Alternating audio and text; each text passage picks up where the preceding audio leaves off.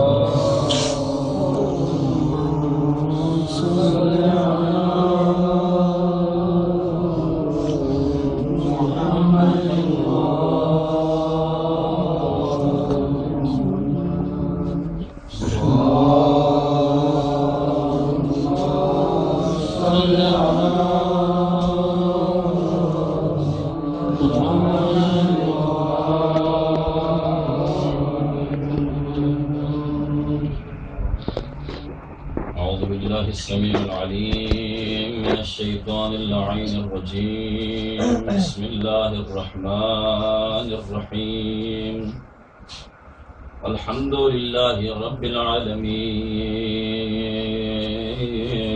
والصلاة والسلام والتحية والإكرام على سيدنا ونبينا والشفيع ذنوبنا وطبيب نفوسنا حبيب إله العالمين أبي القاسم محمد اللهم صل على محمد وعلى أهل بيته الطيبين الطاهرين المعصومين المنتجبين، ولعنة الدائمة الأبدية على أعدائهم أجمعين من يومنا هذا إلى قيام يوم الدين. أما بعد، فقد قال الله تبارك وتعالى في محكم كتابه المجيد: بسم الله الرحمن الرحيم، أفحسبتم أنما خلقناكم عبثا وأنكم إلينا لا ترجعون. اصال ثواب کی مجلس ہے، مرحومہ کی اصال ثواب کے لیے ایک بار سورہ فاتحہ اور سورۃ الشریف کی تلاوت فرمائیں۔ الرحمن الرحیم مالک یوم الدین، کے نام جس کے قبضے قدرت میں ہم سب کی جان ہے، جو لم یزل ولا یزال ہے، وہ ہر چیز پر قدرت رکھتا ہے۔ اصال ثواب کی مجلس سے مناسب یہی سمجھوں گا، موت و حیات کے حوالے سے چند باتیں آپ کے مقدس اذہان کی طرف ہدیہ کر لوں۔ دعا کرتا ہوں خالق ہماری اس مجلس کا ثواب اور ان کے علاوہ جو قرآن خوانی ہوئی ہے ان کا ثواب مرحومہ کے روح تک پہنچا دیں، مرحومہ کے تمام گناہان کبائر و صغائر معاف فرما، ان کے متعلقین کو اپنے حفظ امان میں فرما، بالاخص میجر حسین رضا کو اپنے تمام مقاصد میں کامیاب و کامران فرما۔ ان کا ایک پروگرام چل پڑا ہے، خداوندہ ان کے پروگرام میں انہیں نصرت اور ان کا اس پر ہمیشہ اپنے نظر کرم فرما۔ درود بھیجے محمد محمد پر۔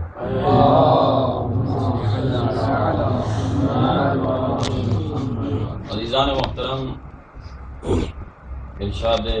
رب العزت ہو رہا ہے: افحسبتم انما خلقناکم عبثا وانکم الینا لا ترجعون۔ اے انسان، کیا تم گمان کرتے ہو کہ ہم نے تمہیں بے مقصد بغیر کسی مقصد کے اس دنیا میں خلق کیا ہے، اور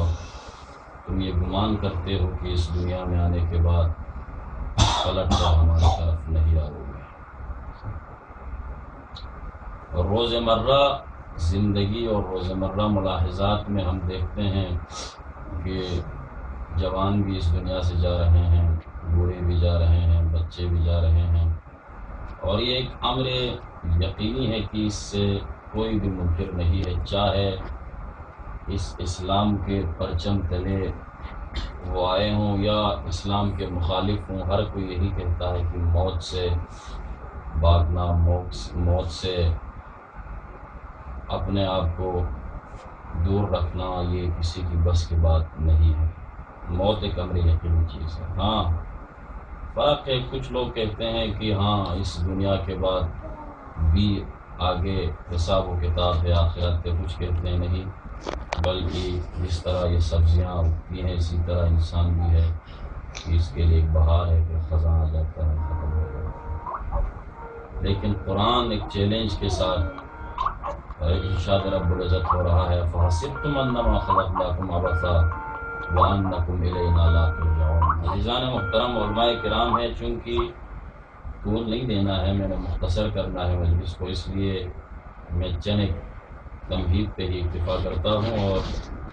بتاتا چلوں کہ عزیزان محترم، موت ایک ایسی چیز ہے کہ جس کے سہارے، جس کو ہم اگر اس موت کا سہارا لے تو بندہ دنیا میں بھی کامیاب ہو سکتا ہے اور آخرت میں بھی۔ وہ اس لیے کہ اگر انسان کو معاد پر یقین ہو، انسان کو یقین ہو کہ میں نے مرنا ہے اور مرنے کے بعد مجھے اٹھایا جائے گا، مجھ سے سوالات ہوں گے، تو اگر اس چیز کو اگر بندہ اپنے سامنے رکھتا ہے تو علماء اخلاق فرماتے ہیں کہ پھر وہ بندہ کبھی گناہ نہیں کر سکتا۔ سبحان اللہ۔ ایک بادشاہ کا گزر ہوا کسی گاؤں سے، اس نے دیکھا کہ اس گاؤں میں لوگوں کے دروازے کھلے ہیں، کاروبار چل رہا ہے، دکانیں کھلی ہیں، وہاں پہ کوئی دکاندار نہیں بیٹھے ہوئے ہیں، وہاں پہ کوئی حاکم نہیں، وہاں پہ کوئی وزیر نہیں۔ پوچھا یہ کیا ہے؟ لوگوں نے عرض کیا کہ اے حاکم اے بادشاہ، ہمارے ہاں اس لیے ہے یہ سب کچھ کہ ہم اپنے مردوں کو اپنے گھر کے اندر ہی دفن کرتے ہیں۔ جب ہم گھر سے نکلتے ہیں تو ہماری آنکھیں قبر پہ پڑتی ہیں، ہماری نظریں قبر پہ پڑتی ہیں، جب ہم واپس آتے ہیں تو بھی ہماری نظریں قبر پہ پڑتی ہیں۔ تو اس وجہ سے یہاں پہ ڈکیتی، چوری، کسی قسم کے گناہ نہیں ہوتے۔ ہاں جب گناہ ہی نہ ہو تو پھر کسی کو حاکم بنانے کے لیے، کسی کو یہاں پہ عدالت کرنے کے لیے بٹھائے، ضرورت ہی نہیں چیزوں سے۔ تو موت ایک ایسی چیز ہے جس کے سہارے سے بندہ یعنی ہم دنیا میں اور ہم آخرت میں کامیاب ہو سکتے۔ لہٰذا ہمیں چاہیے کہ ہم چاہے گھر میں ہوں، چاہے باہر ہوں، جہاں کہیں بھی ہوں، موت، اور کوشش یہ ہو ہماری کہ اپنے تمام تر خصوصی ہوں یا عمومی مجالس میں موت کے حوالے سے، کیونکہ موت ہی ایک ایسی چیز ہے جس کے سہارے سے ہم تبلیغ کر سکتے ہیں، موت کو دکھا کر ہم دین اسلام کی تبلیغ کر سکتے ہیں۔ تو عزیزان محترم، اب آئیے معصوم سے پوچھتے ہیں، ایک سوالی سوال کرتا ہے، معصوم سے عرض کرتا ہے، اے ابن رسول اللہ کی موت سے یہ لوگ حضرت انسان کیوں کراہت محسوس کرتے ہیں، کیوں ڈرتے ہیں؟ تو معصوم نے فرمایا وہ اس لیے کہ تم نے دنیا کو آباد کیا ہے اور آخرت کو آباد نہیں کیا ہے۔ کوئی بھی بندہ کسی آباد جگہ سے غیر آباد جگہ جانے سے کوئی بھی بندہ جو ہے نا مطلب جانا نہیں چاہتا۔ کوئی بھی بندہ آباد جگہ سے کسی غیر آباد جگہ جانے کے لیے کوئی بھی بندہ تیار نہیں ہوتا، چونکہ تم نے دنیا کو آباد کیا ہے اور آخرت کو آباد نہیں کیا ہے، اس وجہ سے اس دنیا سے وہاں جانے سے تم کتراتے ہو۔ ہاں پھر معصوم نے ایک مثال کے ذریعے سے اس کو سمجھایا، وہ اس طرح کہ اگر تم نے اس دنیا کو، اس جہاں کو جہاں ہم نے جانا ہے جو کہ حیات ابدی ہے، اس کو اگر تم نے آباد کیا ہوا ہے تو تمہیں تو جلدی ہونی چاہیے، پروردگارا موت آ جائے تاکہ میں جا کر دیکھ لوں جو کچھ میں نے یہاں سے وہاں بھیج دیا ہے، تاکہ ان کا میں انعام پالوں، ان کا میں جو ہے نا جزا کا مستحق پاؤں۔ پروردگارا میں دیکھ لوں جنت کے وہ مناظر، وہ حوریں، وہ چیزیں جو آپ نے ان چیزوں کے انعام میں۔ عزیزان محترم، معصوم نے مثال پیش کی، مثال اس طرح کی مثلاً ایک دو غلام ہے، ان کا حاکم ان کو کسی کام سے بھیج دیتا، ایک وہ کام کر جاتا ہے، دوسرا وہ کام کرنے سے قاصر رہتا ہے، وہ نہیں کرتا، مطلب اس سے سستی ہو گئی، وہ ڈھیٹ آدمی تھا، ان سے وہ کام نہیں ہوا۔ تو جو بندہ کام کر جاتا ہے، جو بندہ کام کرتا ہے وہ مکمل کر لیتا ہے، تو ان کی خواہش ہوتی ہے، ان کا ایک شوق پیدا ہوتا ہے دل میں کہ میں جلدی اپنے حاکم سے ملوں تاکہ جا کر حاکم سے کہہ دوں کہ قبلہ جو کچھ آپ نے کہا تھا وہ میں نے بجا لایا ہے۔ ہاں ان کے کوشش ہوتی ہے کہ جلدی ملاقات ہوں، جلدی جا کر وہاں اپنے حاکم کو بتا دیں تاکہ ان سے انعام لے۔ ہاں لیکن جو بندہ کام کرنے سے مطلب رہ گیا ہے وہ تو گھبرائے گا، بھائی میں کیسے جاؤں، میں کس منہ سے جاؤں، میں کون سا چہرہ لے کے جاؤں، میں جا کر وہاں پر کیا عذر خواہی کر لوں، حاکم ہے، میں غلام ہوں۔ اور اس بات پہ تو سبھی اتفاق ہے نا کہ وہ ذات پروردگار ہم سب کے خالق ہے، اور قرآن میں کہہ دیا وما خلقت الجن والانس الا لیعبدون، ہمیں یعنی اس دنیا میں بھیجا ہی اس لیے ہے تاکہ ہم اس کی معرفت حاصل کریں، تاکہ ہم اس کی عبادت کریں، ان کے درگاہ میں جھکیں۔ تو عزیزان محترم، ان چیزوں سے یہ بات سامنے آ جاتی ہے کہ دنیا، ہاں اس میں مختلف چیزیں ہمیں دیکھنے کو ملے گی، بھائی اس میں مختلف چیزیں ہمارے سامنے آ جائے گی، یہ کرنا ہوگا، وہ کرنا ہوگا، لیکن یہ بات اپنی جگہ، لیکن اصل جو چیز ہے وہ ہے کہ موت کی یاد اگر ہمارے پاس ہوں تو ہم بھی اور ہم دوسروں کو بھی یعنی راہ حق پر ان کو تبلیغ ہم کر سکتے ہیں۔ صلوات پڑھیں محمد والے محمد۔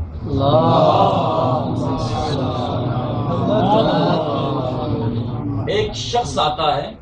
اور معصوم کے پاس عرض کرتا ہے کہ میں موت سے ڈرتا ہوں. معصوم نے فرمایا تم نے کوئی چیز بیچ دی ہے یہاں سے؟ نہیں. تو معصوم نے فرمایا ہاں یہی وجہ ہے جو تم ابھی ڈر رہے ہو. اگر تم نے یہاں سے کوئی چیز بیچی ہوتی تو یہاں سے اگر کوئی تم نے چیز آخرت کے لیے بیچنے والی چیز وہی ہے، باقیات الصالحات ہے، مسجد کے لیے پیسہ دیا، مدرسے کے لیے پیسہ دیا، کسی کو تعلیم دی، کسی کو بسم اللہ پڑھایا، کسی کو قرآن پڑھایا، کسی پہ احسان کیا، کوئی یعنی مطلب مجبور تھا ان کے لیے جو ہے نا ان کے مسائل حل کیے. یہ تمام چیزیں علماء کرام ہیں. یہ تذکراً میں آپ جو ہے نا علماء کرام تک یہ باتیں پہنچا رہا ہوں. تو یہ چیزیں اگر انسان نے کیا ہوا ہے تو پھر معصوم فرماتے تم نے یہاں سے کوئی چیز بیچ دیا آخرت کے لیے؟ نہیں مجھ سے یہ نہیں ہوا ہے. تو معصوم نے فرمایا تو یہی چیز ہے جو تم ڈر رہے ہو، یہی وہی چیز ہے جو تمہیں ڈراتی ہے کہ تم اس دنیا میں رہو، آگے کچھ بھی نہیں ہے تیرے پاس. اور موت جنگ صفین سے امیر المومنین واپس تشریف لا رہے ہیں، قبرستان سے گزر ہوا تو امیر المومنین مخاطب ہوئے، یا اہل الغربا یا اہل الغربا بتاؤ تمہاری کیا حالت ہے. تو اس وقت قبر کی آواز آپ سب کے سامنے، میں ظلمت کدا ہوں، میرے پاس ظلمت کی ضرورت ہے،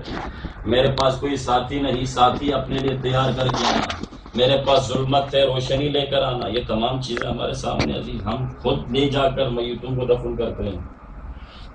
سوال پڑے محمد والے محمد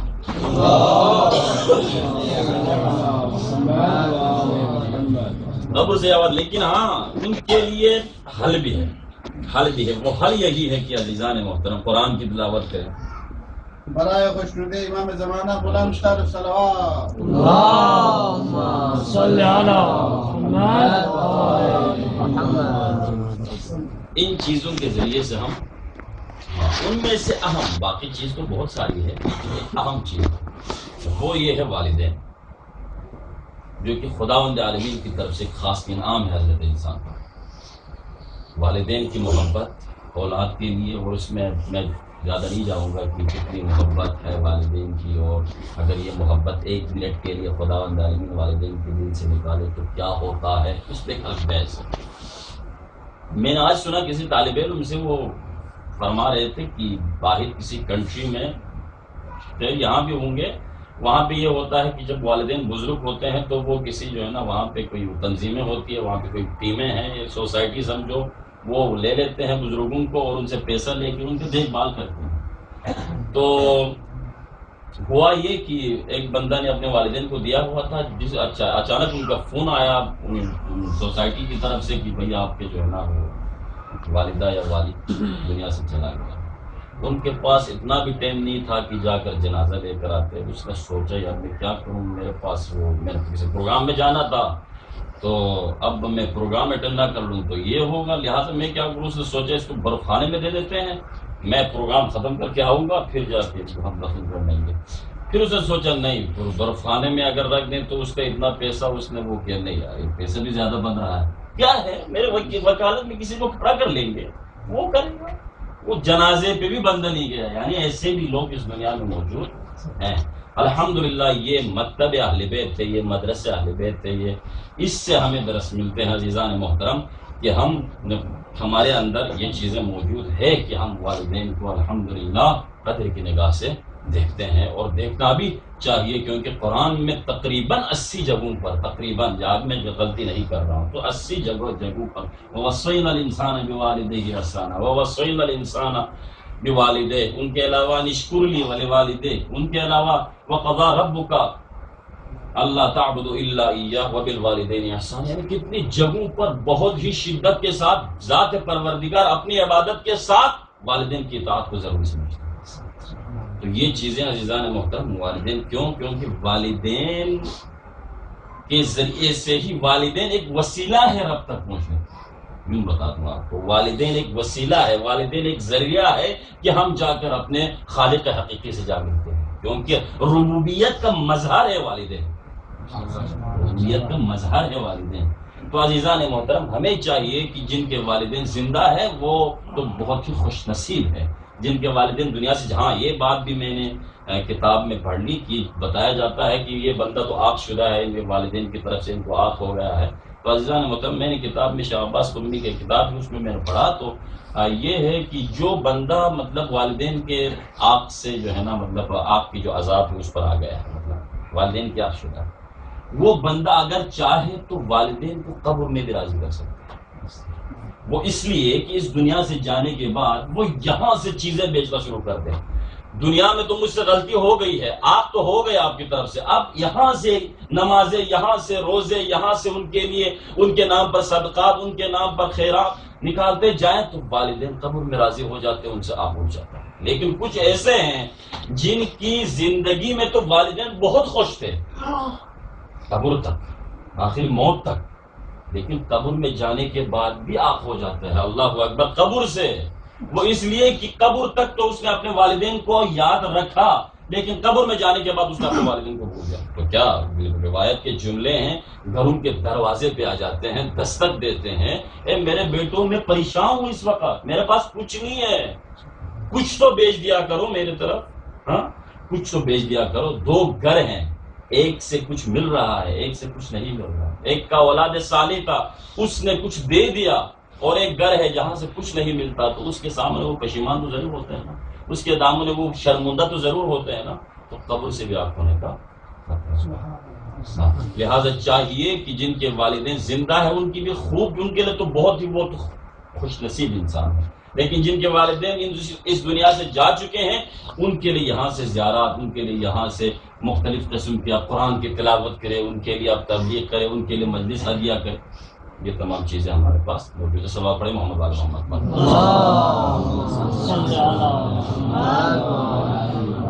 تو ان چیزوں کے ذریعے سے ہم یعنی والدین کی جو ہے نا وہ خداوند عالمین کی طرف سے اس خاص نعمت سے جو ہے نا ہم یعنی وہ ہو سکتے ہیں۔ تو عزیزان محترم، جس مرحومہ کے لیے ہم آج کی یہ ایصال مجلس ہم کر رہے ہیں، یہ ہے سبھی جانتے ہیں میجر حسنین صاحب کی والدہ ہیں جو کہ یہاں وادی السلام میں مدفون ہے۔ یہ بہت ہی خوش نصیب خاتون ہے، یہ جب یہاں پہ آئی ہے وادی السلام میں، اس نے نہ فقط یعنی میں تو سمجھتا ہوں یہاں تو کئی لوگوں کی انہوں نے جو ہے نا مطلب ایک زندگی بدل دی۔ وہ اس انداز میں وہ یہ ہوا کہ وہ یہاں پر دفن ہو گئی، وہ یہاں پر مدفون ہو گئی، تو کیا ہوا، ان کے بیٹے نے آنا تھا یہاں پہ، اس نے سوچا میں اکیلا نہیں آؤں گا یہاں پہ، اس نے کیا کیا، ایک ٹیم تشکیل دی جس کے اوپر ان کی پوری کوشش یہی رہی ان سے کسی قسم کے پیسہ لینا، یہ جو عام ہوتے ہیں زائرین سے پیسہ لوٹنا، زائرین کو لوٹنا نہیں، بلکہ اس نے ایک خدمت سمجھا اور ایک خدمت کے طور پر اس نے کام شروع کر دیا میجور زیارت کام کے نام سے، اور انہوں نے وہاں امریکہ سے، اور انشاءاللہ وہ قریب پھر آنے والے، میرے خیال میں 4 سے 5 مہینے کے بعد وہ پھر آئیں گے۔ ان کی کوشش یہ ہے کہ امریکہ میں جو ہمارے موجود شیعہ ہیں، موجود وہاں پہ مسلمان ہیں، موجود وہاں پہ محبان اہل بیت ہیں، بلکہ اس میں ان کی کوشش یہ ہے نہ فقط شیعہ بلکہ ہر وہ جس کے دل میں علی کی محبت ہے یا محبت اہل بیت ہے، ان کو وہ لے کر آ رہے ہیں کربلا میں، نجف میں، اور یہاں پر مختلف وہ پروگرامز تشکیل دے رہے ہیں جس میں نماز ہوں، روزے ہوں، زیارات ہوں، امیر المومنین کی معرفت، کربلا کی معرفت، یہ کیوں کربلا کا واقعہ پیش آیا، یہ قیام امام حسین کا مقصد کیا ہے، یہ تمام چیزیں یعنی وہ ایک بہت ہی بڑے بہت اہم یعنی کام کے لیے وہ کوشاں ہے۔ وہ صرف اسی وجہ سے کہ ان کی والدہ نے نیت کی تھی، یا ان کی نیت تھی کہ ان کے والدہ یہاں نجف میں مدفون ہو، وہ یہاں پہ آئی، تو انہی کی وجہ سے اب پوری ٹیم جو ہے نا یہاں پہ یعنی کربلا اور نجف کی زیارت کے لیے آ رہے ہیں، تو لوگوں کے مستقبل چینج ہو رہے ہیں۔ تو یہ مرحومہ بہت ہی میں تو سمجھتا ہوں کہ درجات بلند ہے، پھر بھی ہم دعا کرتے ہیں پروردگار ان کے درجات بلند ہوں۔ تو عزیزان محترم، والدین کی بات چلی ہے تو آئیے، چونکہ قبلہ نے ابو الفضل العباس کا مرثیہ پڑھا ہے تو میں سمجھتا ہوں ام البنین کا ہم سہارا لے لیں کہ ام البنین وہ عورت ہے، ام البنین وہ خاتون ہے کہ جس نے تاریخ انسانیت میں پوری یعنی اس تاریخ میں اگر آپ دیکھیں تو صنف نسوانیت کے لیے ایک درس اس خاتون نے چھوڑ دیا، وہ اس انداز میں کہ دنیا والوں ماحول جتنا بھی برا ہو، ماحول جتنا، ہاں کہتے ہیں نا اردو کا مقولہ ہے نا بھائی، بندہ تو صحیح ہوتا ہے، ماحول انسان کو اچھا بنا لیتا ہے، ماحول انسان کو برا بنا لیتا ہے، یہ کہتے ہیں نا ماحول جتنا بھی برا ہو، لیکن اگر ان کی والدہ، ان کا گھر، ان کی جو آس پاس کا جو وہ ہے یعنی ان کے جو تربیت جن سے لیتے ہیں، وہ اگر یعنی اہل بیت علیہم السلام کے گھر سے اگر درس لے لیں تو وہ کبھی بھی ان کے بچے دین حق سے قدم ان کا جو ہے نا نہیں ڈگمگائے گا۔ اور یہی ہوا عزیزان محترم، آپ نے دیکھا کہ ام البنین نے کس انداز میں ابو الفضل عباس کو تربیت کی، اور اس کے بارے میں نہیں بتاؤں گا چونکہ وقت آ چکا ہے۔ ہاں ایک جملہ، کربلا میں جب امان نامہ آیا، امان نامہ جسے کہا جاتا ہے، یعنی عمر سعد اور شمر کی طرف سے ابو الفضل عباس کو جو امان نامہ آیا تھا ابو الفضل عباس کو، وہاں آپ دیکھیں عزیزان محترم کربلا ہے، اور کربلا میں یقین ہے، اس میں کوئی شک نہیں۔ مظلوم کربلا نے رات کو کہہ دیا تھا، یہ جملہ ارشاد فرمایا تھا کہ کل یہاں پہ خون کا معرکہ ہوگا، کل یہاں پہ کوئی نہیں بچے گا، لہذا جو جانا چاہتا ہے وہ چلے جائیں۔ ان کے علاوہ عزیزان محترم مظلوم کربلا نے راستے میں بھی اور نکلتے وقت بھی ان چیزوں کی طرف اشارہ کیا تھا، اور سبھی جانتے تھے کہ کل صبح ہوگی، عاشور برپا ہوگا اور قیامت برپا ہوگی، کربلا برپا ہوگی، یہاں پہ عجیب منظر ہوگا، لیکن اس منظر میں یقین ہے موت، اور اس منظر میں کیا ہے کہ ابو الفضل عباس امان نامے سے پہلے ابو الفضل کا یہ تاریخ میں ملتے ہیں کہ اپنے بھائیوں کو بیچنا۔ حجر بن عدی جس کے قبر کو نقش قبر کیا گیا، جس کے قبر پر بھی ظلم کیا گیا، حجر بن عدی کے بارے میں ملتا ہے عزیزان محترم کہ جب اس کو شہید کیا جا رہا تھا، اس نے کہا تھا کہ مجھ سے پہلے میرے بیٹے کو شہید کر دیا جائے۔ کیوں؟ اس لیے تاکہ اولن تو یہ کہ ان کا غم میں لے لوں اور میں خدا سے اجر پاؤں، دوسری بات یہ کہ اگر میرا بیٹا مجھ سے پہلے شہید نہ ہو اور مجھے شہید کر دیا جائے تو میں اس کے بارے میں پریشان ہو جاؤں گا، ممکن ہے دشمن کے خوف سے یہ اہل بیت کے اس گھر سے، اہل بیت کی اس محبت سے، اہل بیت کے اس طریق سے یہ ہٹ جائے، لہٰذا میں نہیں چاہتا کہ میرے بیٹے کی مستقبل خراب ہو، لہٰذا مجھے دکھاتے ہوئے مجھ سے پہلے میرے بیٹے کو شہید کر دیا جائے۔ بس یہاں پہ ابو الفضل عباس کا بھی یہ کارنامہ ہے کہ اپنے بھائیوں کو بلاتے ہیں، بھائیوں میدان کی طرف جانا، میں چاہتا ہوں کہ میں اپنی آنکھوں سے دیکھ لوں میرے بھائیوں کو میدان میں قتل ہوتے ہوئے، شہید ہوتے ہوئے۔ یہ ام البنین کی تربیت ہے۔ اور جب امان نامہ آیا عزیزان محترم، بس اسی جملے میں نے زیادہ مسائل نہیں پڑھنا، یہ بات ذہن میں رکھا، امان نامہ آیا تو میں نے آج تک یہ مسائل سنا تھا کہ امان نامہ آیا، ابو الفضل عباس نے رد کر دیا، بس یہی کچھ میں سن رہا تھا۔ لیکن میں شیخ وائلی کی کتاب پڑھ رہا تھا، اس میں قبلہ نے تحقیق کی ہے اور ایک مسائل کا جملہ انہوں نے وہاں پہ لکھا ہوا تھا، خدا کی قسم کتاب بند کے میں رونے بیٹھ گیا۔ وہ یہ کہ جب یہ امان نامہ آیا، جناب زینب کبریٰ نے ابو الفضل عباس کو اپنے قریب بلایا، خیمے میں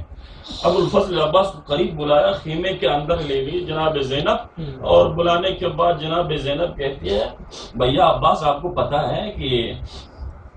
میرے بابا امیر المومنین نے آپ کی والدہ سے شادی کس لیے کی تھی؟ جب میری ماں زہرا دنیا سے چلی گئی تو اس وقت میرے بابا نے اس لیے شادی کی تھی آپ کی والدہ سے کیونکہ آپ کی والدہ کی جو خاندان وہ شجاعت میں اپنا ایک نام رکھتے تھے، اس لیے آپ کی والدہ سے شادی کی تھی تاکہ آپ جیسے شجاعت مند کوئی بھائی دنیا میں آئے اور میرے بھیا حسین کے مددگار بنے۔ خدا کی قسم جملہ ہے جناب زینب کبریٰ کا، بھیا عباس بہن سے دور نہ ہونا، میں نے سنا ہے امان نامہ آیا ہے آپ کے لیے، بھیا دور نہ ہونا۔ خدا کی قسم میں تو سمجھتا ہوں عباس کے بازو کا قلم ہو جانا آسان تھا، عباس کے لیے آسان تھا، لیکن زینب کا یہ جملہ کہ بھیا عباس زینب سے جدا نہ ہونا، یہ عباس کے لیے بہت ہی مشکل تھا۔ بس عزیزان محترم وفا دکھایا عباس نے، وفا دکھا دیا عباس نے اور اپنے بازو کو قلم کر دیا عباس نے۔ لیکن عزیزان محترم اس بہن کے اوپر، اس بہن کا ایک دو جملہ سن لیجئے جو ان بھائیوں سے بچھڑنے کے بعد مقتل میں کہاں کہا جا رہی ہے۔ تلے زینبیہ میں جناب زینب کبریٰ کا ایک جملہ، آپ کی زحمتوں کو تمام زینب کبریٰ کا جملہ سنے، تلے زینبیہ میں یہ جملہ بہت ہی خوبصورت جملہ ہے عزیزان محترم، جا کے دل کو راہ کرنے والا جملہ ہے عزیزان محترم۔ کیا جملہ ہے زینب کبریٰ کا؟ نور عینی یا حسین یا ابن امی یا حسین ان كنت حیا فادرکنا، بھیا تیری بہن زینب آ گئی ہے، بھیا اگر زندہ ہے تو زینب کی پکار سن لے، وَإِن كُنْتَ مَيِّتًا فَأَمْرِي وَأَمْرُكَ إِلَى اللَّهِ، بھیا اگر شہید ہو گئے ہیں تو زینب کا فکر نہ کرنا، زینب خدا کے حوالے۔ روایت کے جملے ہیں مظلوم کربلا 3 دفعہ اٹھے ہیں، 3 دفعہ مظلوم کربلا کے رخسار زمین پر پڑے ہیں، زینب میں زندہ ہوں، زینب میں نہیں چاہتا جب تک میرے جسم میں جان ہے میری بہن واپس جانا خیمے میں۔ رحمۃ اللہ علی القوم الظالمین وسيعلم الذين ظلموا أي منقلب ينقلبون إنا لله وإنا إليه راجعون۔ خداوندہ ہماری ذکر کو اپنی درگاہ میں قبول و منظور فرما۔ خداوندہ تجھے واسطہ محمد و آل محمد کا ذکر کے ثواب ہم ہدیہ کر رہے ہیں، مرحومہ کے روح کی طرف خداوندہ مرحومہ کے درجات بلند فرما، مرحومہ کے تمام گناہان کبائر و صغائر معاف فرما، جنت الفردوس میں جگہ عنایت فرما، دوبارہ ائمہ میں جگہ عنایت فرما، جتنے بھی برادران یہاں تشریف فرمائے خداوندہ ان سب پر اپنے نظر کرم فرما، تمام آسمانی زمینی بلاؤں سے انہیں محفوظ فرما۔ خداوندہ میجر حسنین اور ان کے تمام رشتہ داروں کو اپنے حفظ و امان میں فرما، خداوندہ تمام آسمانی زمینی بلاؤں سے انہیں محفوظ فرما، تمام شر انس شر جن سے انہیں محفوظ فرما، ان کو اور ان کی پوری ٹیم کو خداوندہ اس خدمت کا اجر عظیم عنایت فرما، اور ان کے جو زیارات ہے خداوندہ ان کے جتنے بھی مقاصد ہیں ان کو کامیاب و کامران فرما، ایران و بقیہ کی بھی زیارت انہیں نصیب فرما، حج مکرمہ حج کی بھی انہیں نصیب فرما۔ خداوندہ تجھے واسطہ محمد و آل محمد کا اس وقت شاہین حیدر کرار مصیبت میں ہے، بالاخص پاکستان اور شام میں حالات نازک ہے، خداوندہ تجھے واسطہ محمد و آل محمد کا شاہین حیدر کرار کو اپنے حفظ و امان میں فرما، دشمنان اسلام دشمن شیعہ کو نیست و نابود فرما، خداوند امام زمانہ کے ظہور میں تعجیل فرما، ہم سب کو اپنے امام کے آوان و انصار کو قرار فرما، سوائے اپنے کسی کا محتاج نہ بنا، ربنا تقبل منا انک انت السمیع العلیم، آمین آمین یا رب العالمین۔ حاضرین کی مرحومین شہدائے ملت جعفریہ بالاخص